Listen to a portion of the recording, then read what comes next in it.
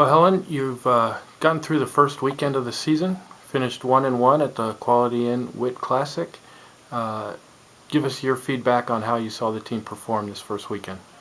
Obviously, we want to win both games, but I was actually really proud of our effort, and just I thought we played pretty poised for being inexperienced. I think the biggest concern for a coach with as many sophomores that are going to be playing as we have is that you just don't know what that's going to look like, how they're going to react, how they're going to step in. And I thought they stepped in and played really poised and did a great job of coming out of the blocks and being ready to play both nights. And so I was really excited for just that kind of step, because in our scrimmages we were a little bit more hectic and a little bit more out of sync. So that was good to see that growth already.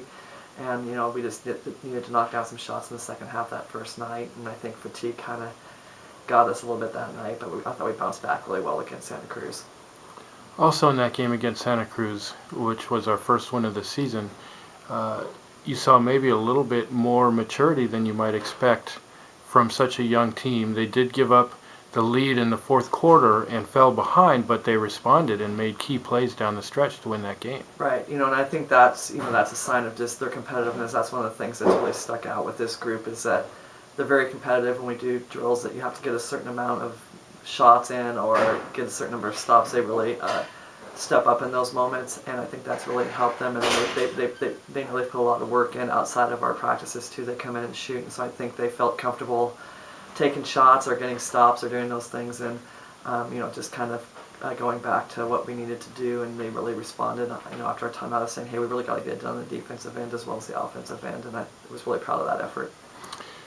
Quick turnaround, you've got Eastern Oregon coming up tomorrow night. What do we know about the Mountaineers?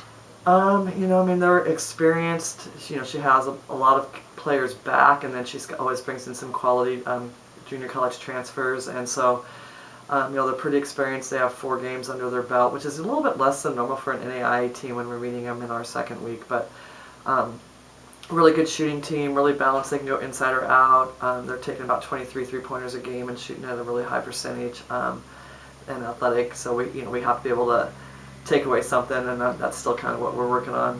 Today we ran through their offenses, and then the rest of the day we'll just be really working on what's our biggest takeaway that we're going to try to take away from them, and come up with one thing, because they do a lot of things really well, and I don't think we can take them all away, but we got to decide which one we can do the best on and try to do that and come away with hopefully a road win.